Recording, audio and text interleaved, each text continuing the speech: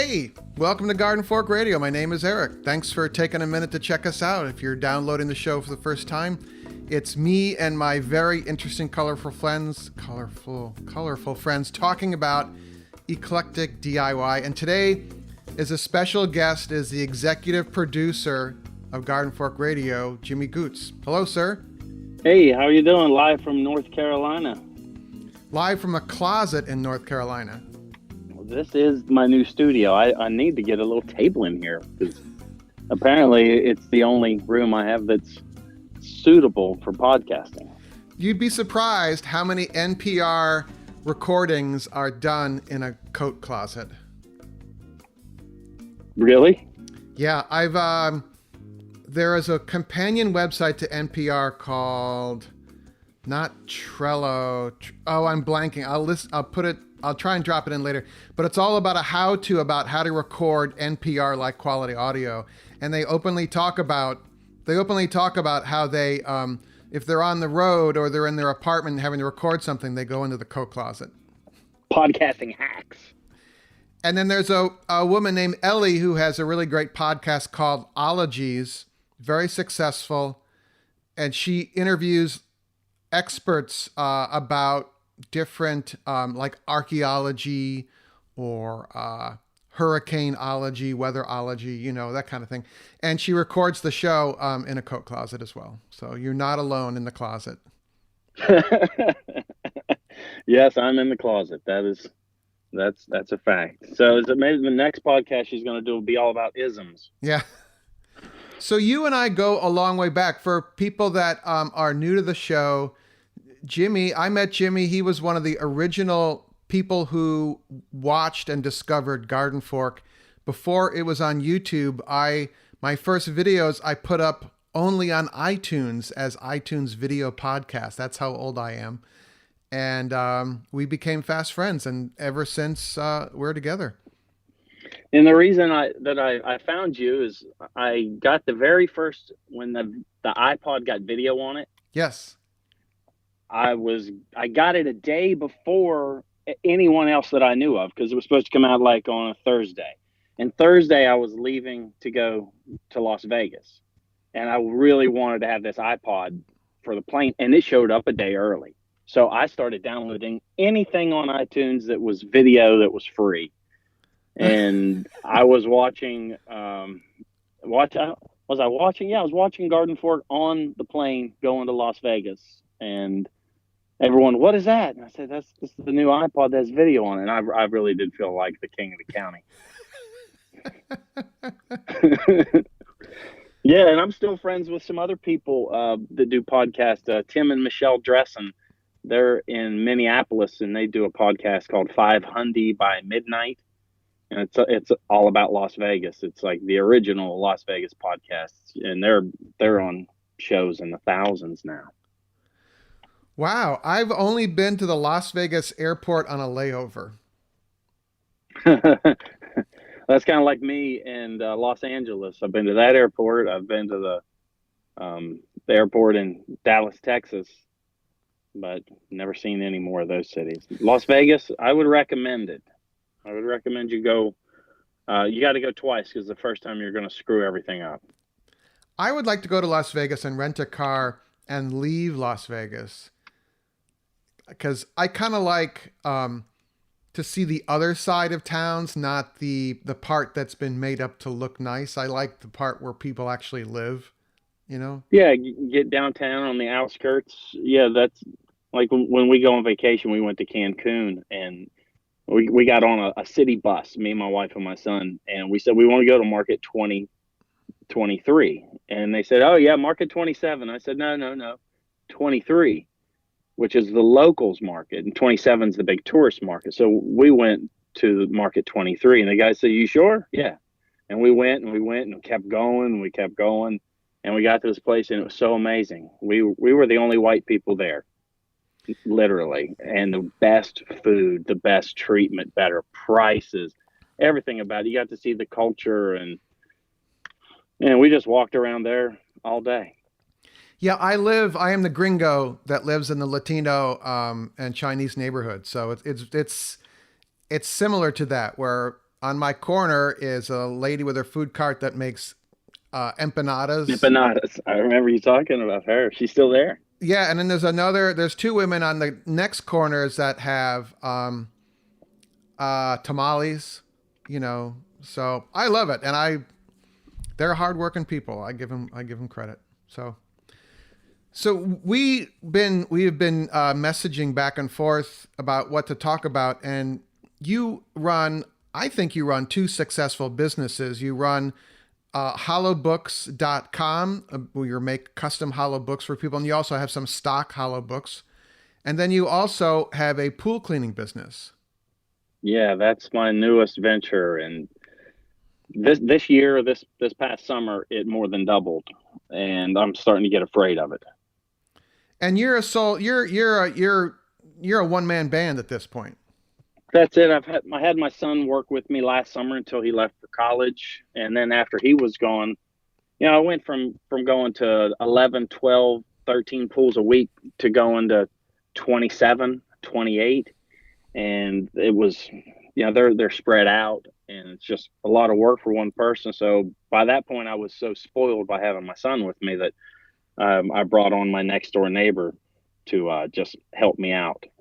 He doesn't get paid or anything if the IRS is listening, but yeah, I think next year I'm going to have to go through all of the growing pains of hiring someone officially, and registering the business as an LLC, getting insurance, learning how to do quarterly taxes, get all the little papers that you have to have hanging in your place of business that tell people about all their rights as an employee, and it's quite daunting. I actually, I don't know if everyone knows this, but for quite a while, I was a licensed New York City contractor, and it's quite an endeavor to follow all the rules. And what I eventually discovered was that most of the allegedly licensed contractors in New York City didn't follow the rules. So, So you were doing things the hard way. and the expensive way. My best advice to you is to find an accountant, ideally a CPA, who works with small businesses and can kind of handhold you through the whole process of starting your LLC, any tax ID numbers you need, setting up the quarterly taxes, and most importantly, the payroll taxes and deductions, and the sales taxes if they do have sales tax in your state. Yes. I Work I tried to Workman's set up the comp. LLC myself, and I screwed it up. And New York State has these arcane rules about it, and I messed it up. And a buddy of mine started a company. He's a video producer, and he found this account and said it was like one stop shopping, set it all up. And I'm like, why didn't I do that? So, Well, the Custom Hollow Book Company is actually an LLC. oh, okay. I always, had in the back of my mind that dream that somebody was going to take one of my hollowed out books and go Timothy McVeigh with it or something like that and track it back to me and try to. So I spent $700-800 on a lawyer to actually write up a paragraph, a legalese paragraph that goes out with every book that says, hey, this is a piece of art. It is not intended for safe storage of anything, blah, blah, blah.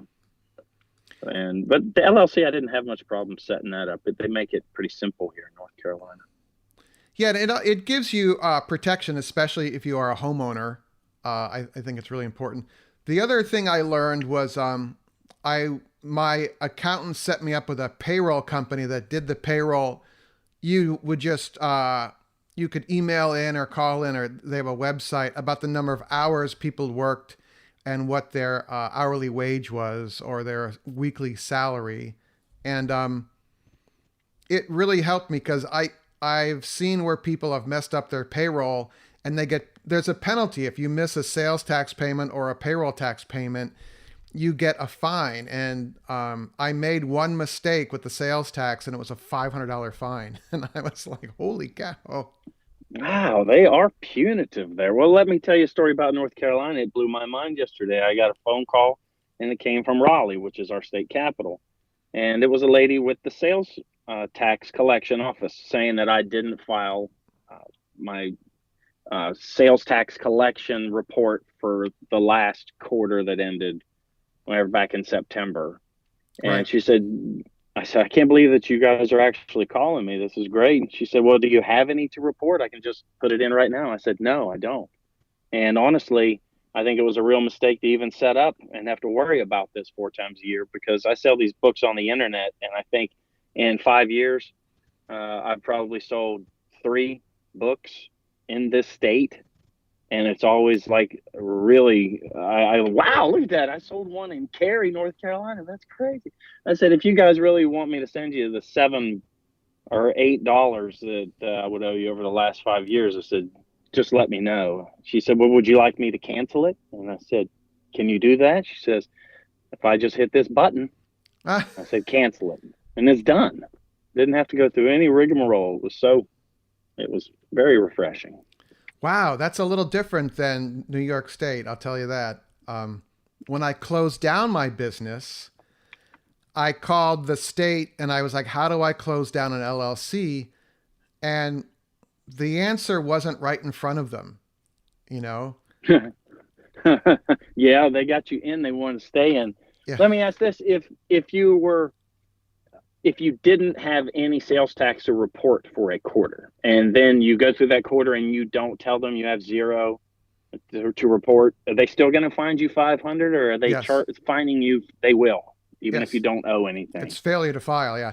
And if you have no sales, it's still $50 a quarter. So, Ooh, yeah. But well, anyway, you guys. I mean, the bigger thing is find someone that does this every day and go with them. And Yeah, I it believe does cost that's money, the. but it'll save you in the end.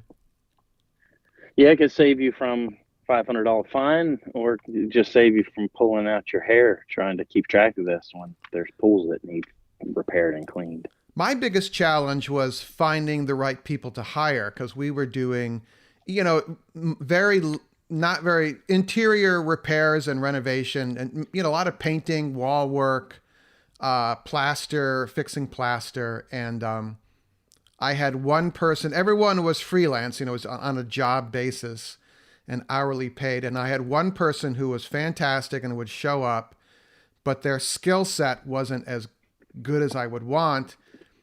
And yet the 2 people I had that had a fantastic skill set could not show up at 8 a.m. Oh, And some days yeah. they just wouldn't show up. And I'm like, wait a minute. Yeah, know? it's when you're the type of person that I assume you and I are, you would never imagine doing something like that, but there's a certain subset of people that run their entire lives that way. Yes, I know them. Yeah, they no longer work for me. So yeah, finding somebody to do plaster, that's got to be very hard to find.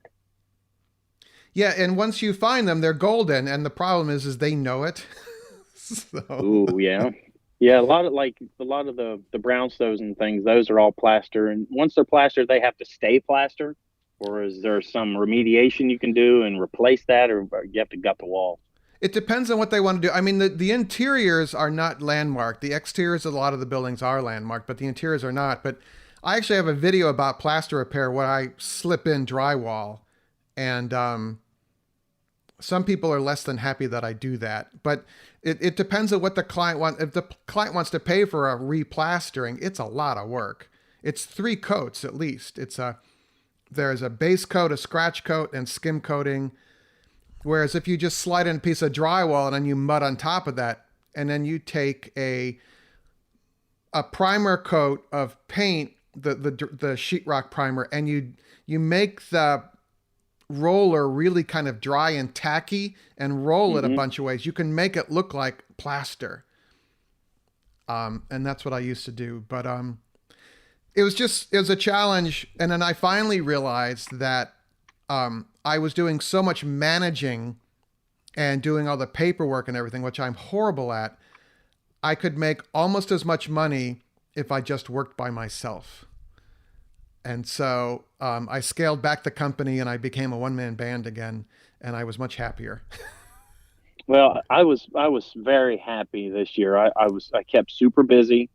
I had some, late nights when it was still daylight at 9 o'clock. I was still working, and the pool business starts to taper off as the sun goes away. So it's kind of a natural progression as the business winds down. But if I was to have, say, 200 pools, Yeah. then you've got to go big, and everybody wants their pools cleaned on Thursdays and Fridays. Nobody wants you to come clean it every Monday after the weekend. They want it ready for the weekend. So it's kind of really a concentrated week. Wow, I never would have thought of that. Huh. Nobody wants you to come on Monday unless something fell in their pool. There's a dead rabbit in my pool. Can you come get it out? Yes. Yeah. Saw a lot of dead things in pools this year. That could probably be its own Instagram account, you know? Yeah. Yes, it could. An unfortunate one. I've seen a lot of beautiful things in pools, like leaves, oak leaves that had been in a pool so long that they were translucent. Oh, neat. Yeah, and you just saw the ribbing, and then you take it out and it dries and it curls up and it's gone. It's like a beautiful fleeting moment in time. An ephemeral oak leaf. Yes. Don't try to get me to cry again. So, as far as pool cleaning, is there some little tricks of the trade you can let us in on? Yeah, there are a lot of people when I go, like the people that have had pools for 20 years that I went to this year, and I go around and they say that their skimmer just doesn't work very good. It never really did, and they're missing the weir, which most people might call the flapper. When you're in the pool looking into the hole in the wall where the skimmer is, Yes. there's a little door that goes up and down, and it's attached at the bottom, and it floats upwards, and it usually has some type of foam in the top, so it wants to stay up, but the suction of the water pulling inwards pulls it down ever so slightly, so that just the top layer of water on your pool is being, quote unquote, skimmed. Uh-huh. If that is missing, it's pulling in a giant block of water, including 90% of the water that's under the surface. So you just want the surface skimmed. That's where all the leaves and debris and bugs are. So I put a flapper into this guy's pool, and he called me up the next week and apologized to me. He said, I haven't had one for 20 years, and I don't think I need one now. I said, well, I'll tell you what, I've got one. It's half broke. I'm going to put a piece of tape on it, and I'm going to stick it in here. And you call me in a week and let me know if it's still in there. And he said, I can't believe for 20 years I've been fighting this pool. That feels great, doesn't it? Oh, gosh, you have no idea. And you were talking about a piece that was $10. Yes. And I just shoved it into place and it snapped in. That's it. No installation, no hassles. He said there was never one in there. I said, well, I guarantee there was. And at some point it's got gone. Wow. And Yeah. the other trick, if you want your skimmer to work better, if you have a main drain in the bottom of the pool, and whether you have one skimmer or two or three or 10, you can turn the main drain off at the bottom so that it's only pulling from the skimmer. That way, when you have heavy leaf dropping time, the skimmer's going to pull harder. You have to go out every day, sometimes twice a day, and clean them. But you'll never have leaves sinking to the bottom of your pool. You have leaves on the bottom of the pool because your skimmer got full and the leaves got wet and they finally sunk. You can avoid that by jacking up the intake of the skimmer. Yeah. Yeah. And the same way works opposite. If you have like a bunch of dead algae or small debris on the bottom of the pool, you turn the skimmers off and then slowly brush everything down to the bottom of the pool where the main drain is and let it go into your filter. Wow. You can use it. It's almost like a whole house vacuum system where you just brush everything underneath the cabinet and hit a button and suck it in. Yeah. You just take a couple of days, brush real slow, and just let everything settle. brush everything towards the deep end, let it settle, come back in an hour, do it again, and then just kick everything towards and it'll drag everything Well, I wish I could do that with Labrador hair, you know, in. Yeah, you just need like a graded floor, with a like those constant negative pressure, you know. like those old fashioned floor vents, the that are like uh, 4 feet by 3 feet that will sit in the floor, and that's your air return. Yeah. My wife's parents just bought a house that actually has one of those, a very old house, and they have a Chihuahua. And I told them, I said, you could just brush all this dog hair over to that thing, and then go down there and change out the filter because it's getting in the filter anyway. Yeah, it is. Yeah, and they're like, oh well, maybe we do need to check that. But finding people to come work on pools is crazy because if it was like a Ford Mustang, you can train somebody to work on a Ford Mustang and they can work on every Ford Mustang. But almost every pool is different unless you go to one that the same builder made. I have a few pools that are around the corner from each other, and they're very similar. They're saltwater pools. They have, the valves are all operational. Everything's just sort of the same. But then you go to another pool, something's been fixed, something's been changed, just old, has a different skimmer. There's just, everyone is so different that I'm fearful of sending anyone out without me. So my thought is just having people go out and vacuum. I just bought another electric vacuum that I should do a video on all the little repairs I'm going to have to do to it. But you pop this big cart right off the back of the truck. It attaches to the receiver, and The then you trailer roll. hitch receiver, yeah. That's it. And it lays down and it rolls, has the battery, 40-foot cord. It's like an old fashioned vacuum cleaner, but it has a bag on it too, and it just snaps over the top, and it's like a trolling motor inside of it that just sucks everything up into this bag. That's idiot proof. You can send people out, vacuum all these pools. I'll come around. I'll adjust the chemistry. I'll backwash. All the things that someone can screw up pretty easy. Right. And then I'll just, instead of driving my truck, get myself a little, gas sipper or something, and just bounce around from all the pools and hit each one of them as part of my route and check on people and follow up behind them. But you need somebody, and you need to replace me, and that's the person that I've got to find. Yeah, I found that very hard myself because I grew up in the film and photography business, and it is commercial photography and commercial film, and so it was all about the client, ad agencies and the brand, and we would roll out the red carpet for them, because they're paying us a lot of money to do whatever, and I was a photo assistant and a production assistant, and I just kind of took that same kind of customer service to the contracting business, and people were always surprised when I showed up on time. And like I would put down tarps, and I would run down, it's called ram board, or that rosin paper, on their apartment floors. And and I would clean up when I would leave, and I would say, hey, I saw this thing and I just fixed it for you, and so I was constantly busy just because I showed up Yeah. and I could hold a conversation with them. So yeah. Then that's where the word of mouth business you get from that is the best. That's the best new business you can get, because if you've got good customers, they won't send you to bad customers. yes. Well, every once in a while, I'll tell one story.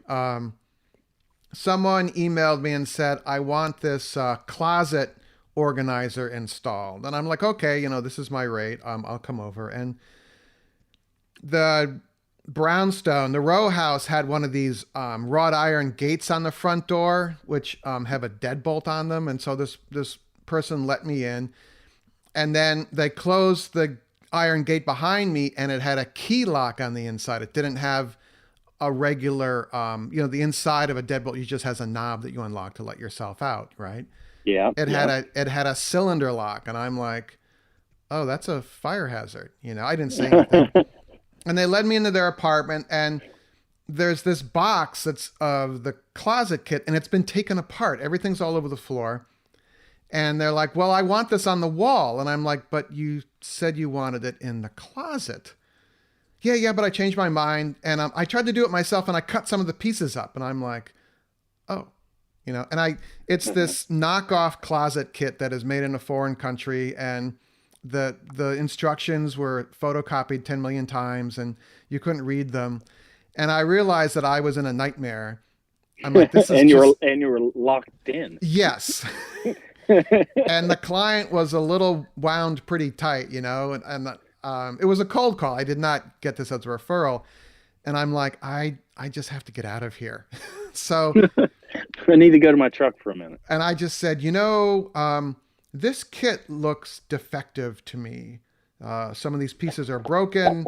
I can't read these instructions. I would suggest you return this kit and get the right one. Oh, yeah. And I said, and I'll go to my next customer and then we'll talk from there, And so she let me out.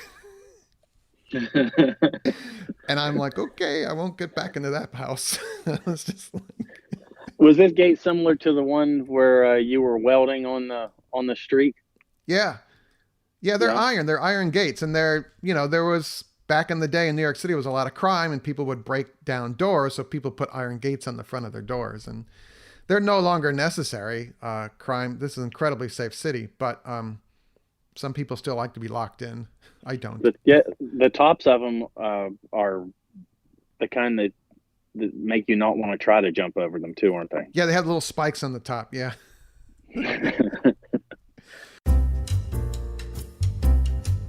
Hey, real quick here. I was wondering if you wanted to join the Garden Fork email list. It's Maura Eric. I don't know if you want that or not. But the best way to do that, if you go to the gardenfork.tv site, there are signups all over the place. There should be one on every page. Also, in the show notes for this show, if you're listening to it in the iTunes app or one of the other podcast apps, to click on the little, I think you click on the little text thumbnail of the show and the notes will pop up and there's a link in there. Or just go to gardenfork.tv and there should be a sign up there. All right? Thank you. So you want to shift gears? We are, that was very interesting all about that pool stuff, by the way. But we are also both gardeners. Indeed. I still haven't went down and we haven't had we've had some, freezy-ish nights. And I'm sure that I've got a few frozen, ruined potatoes, but I have an entire bed that's about 3 by 3 and maybe 1.5 foot deep that is just loaded with potatoes that I have yet to go down and harvest, and also peanuts that I have yet to harvest. How cool is that? Tell me about growing peanuts. Well, I'm going back down to visit my father in Florida Friday. When I went down last winter, no, it was down there in the spring, and they were I was getting some peanuts on the roads at a roadside stand, fruit market, and they had peanuts that still had dirt on them, and they looked wet. And I said, well, what are these? And they said, oh, we just pulled those out of the ground this morning. And I said, well, that's really cool. So I got a bag of them and I brought them home, and I didn't do any research.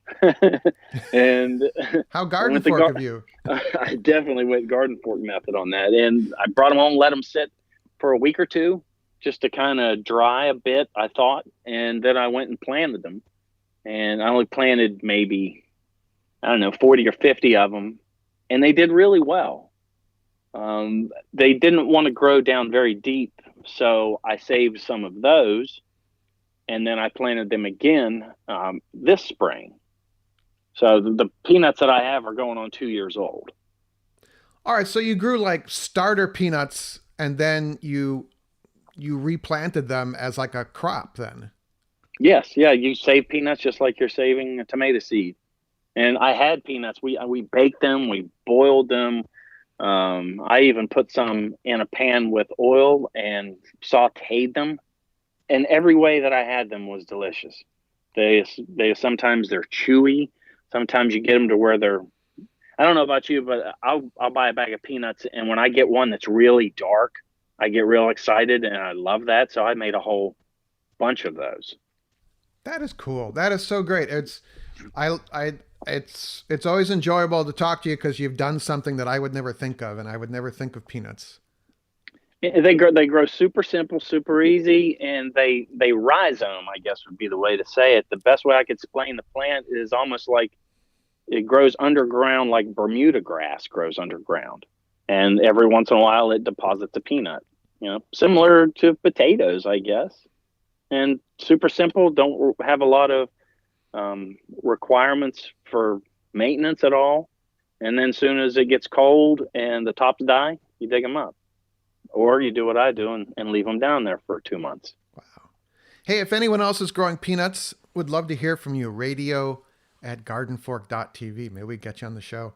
But so, did you have to let the peanuts, after the 2 months of ignoring them, did you have to let them cure, or did you eat them kind of like right out of the ground, moist and raw, or? I did it all. I ate some moist and raw and I didn't like it. I boiled some and added some spices to that. And I'm not a big fan of boiled peanuts. I'd had them once before, but anytime I grow something like tobacco, I want to try it for everything that it can be used for. I'd say my favorite way was I soaked some in salt water with some hot pepper and then put them in the oven, and I ruined a batch because I had the heat on too high. So Yeah. I put it on lower and let it go. This year I'm going to try to make some in my dehydrator, Oh, brilliant.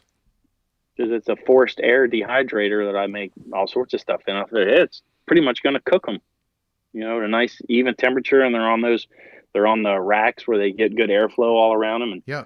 And it's not like beef jerky. You could just take the whole dehydrator and sort of shake it side to side and roll them around. I'll let you know how that works out. That's my plan. It's just because it sounds like the easiest way. I like easy. Speaking of easy, there's nothing easier than getting biscuit mix out of a box. Yes. I sent you some biscuit mix that we discovered in West Virginia on our trips back home. My mother said that she's in South Carolina. She lived in West Virginia on and off several times. She said, if you can find some Taze Valley biscuit mix, bring me some. So that's the name of a valley just outside of Charleston, West Virginia. And I don't know what was special about it. It just looks like Bisquick, but with little pieces of like what I assume were like dry lard. Yep. That's all inside of it. And I made them myself, and I'm not a biscuit maker. I'm not a bread maker, but I was so just taken by them. When we went back up the next time, I bought 15 boxes. A box was like $2.37, and we found them at Walmart, but not in the northern half of the state. We had to get like an hour and a half south of where we grew up, and we found it at a Walmart there. I just cleared the whole place out, and you should have seen. There was a lady behind me. I think she was hoping to get one, but I just ran them all off of the shelf right into my cart like that. And they have gravy mix too, and we brought that back, but haven't tried it yet. I was wondering if you liked it, so I sent you a box, and I've been waiting on the next video testing it. But radio silence from Eric. Yeah, maybe YouTube's had enough biscuit videos. I don't know if they get a lot of views. No, I actually have had it in my the cupboard up at the little weekend house, and I pulled it out the other day because I have a friend who's a chef, and he comes over and cooks at my house. So it's a little intimidating, and I'm like, oh, I could make this biscuit mix. But the instructions say that you have to have a really large baking pan to make them. And I'm like, I can't make that many biscuits. That's too many biscuits for the amount of people here. And so I threw them back in the cupboard, and then I realized the next day I could have just used half the bag. Yeah, well, you made a mistake that I rarely make, and you read the instructions. I will read the ingredients, what to put in it, but I won't pay any attention to what they want. I just sit there and watch them, And some people like to make their biscuits in a pan to where they're all stuffed together, Yes. like a pie, and then you pull them apart, and then they have soft, gooey sides. Me, I want my entire biscuit to be crusty all the way around, top and especially the bottom, so that you can hold it in your hand and just saw it in half and load the thing up with cheese and bacon and everything that's delicious. All right, so now I have to make them. And you also sent me the white lily flour, which is the only flour to use for making Southern style biscuits. So I could do a compare and contrast. Did you? Oh, I'm sorry, you dropped out there. Oh, okay. I am back. I didn't move. So that's okay. Now I'm excited. Now I'm like, okay, now I got to go do this. So I'm done with making snowblower videos for a while. So I can. That's so depressing. It's depressing to see that you are living with snow right now already. Yep. And I'm actually in New York. I'm in New York City today, and it's snowing out right now. So. Is that the first snow in the city? No, we had a little bit before with the big dumper that was up at the little house. We also had some snow down here, but up there was 12 to 16 inches, so it was perfect to make the snowblower video. I love the little the button that you can point where the snow goes. I would have so much fun with that. That's the joystick control for the snow chute. Yeah. I sound like a Troy-Bilt sales rep. Well, you kind of are, but I think they make good stuff. Yeah, they do. So I think people are probably at their destination. We've had quite a conversation. We've gone from setting up a small business to talking about biscuit mix, which is typical Garden Fork. I love it. Yes, it's never hard to talk with you, my friend. Hey, how is Rick? He's great. He in the most recent podcast, he mentioned he was studying about homemade airplanes, and I'm worried he's going to go make his own airplane. Oh, wow. Yeah, he probably will. He'll probably take the battery out of his Prius and make an electric airplane, Knowing him, he'll find a way to grow tomatoes while he's in the sky. Closer to the sun, he said. That's where they need to be. All right, Eric. It was great chatting with you. Thank you again, my friend. All right, we'll talk again soon. Garden Fork Radio's executive producer is Jimmy Goots. You can find more information about Jimmy and the custom hollow books he makes at hollowbooks.com. Our theme music is used under license from uniquetracks.com. Other music used in the show is used under license from audioblocks.com.